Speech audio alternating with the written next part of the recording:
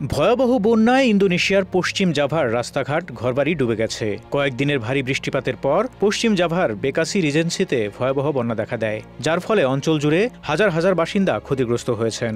অপর্যাপ্ত নিষ্কাশন ব্যবস্থা, অবকাঠামোগত ব্যর্থতা এবং নদীর সীমিত ধারণ ক্ষমতার কারণে এই বন্যা হয়েছে বলে ধারণা করা হচ্ছে। রবিবার ধারণ করা ভিডিওতে দেখা যায় বন্যার পানিতে ডুবে গেছে রাস্তা ও ঘরবাড়ি। উঁচু জমির সন্ধানে বন্যার পানি হাতড়ে বাঁচার চেষ্টা করছেন বাসিন্দারা। একজন বাসিন্দা বলেন, আমরা সমস্ত বাসিন্দাই ক্ষতিগ্রস্ত।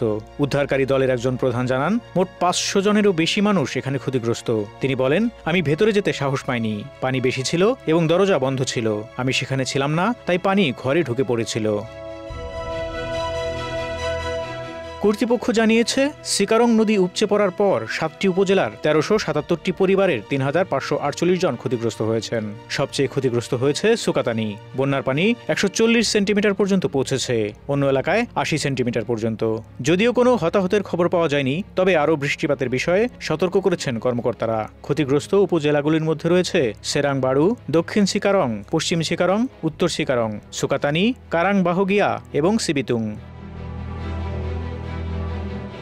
ফারুক শিমুল, ঢাকা এক্সপ্রেস।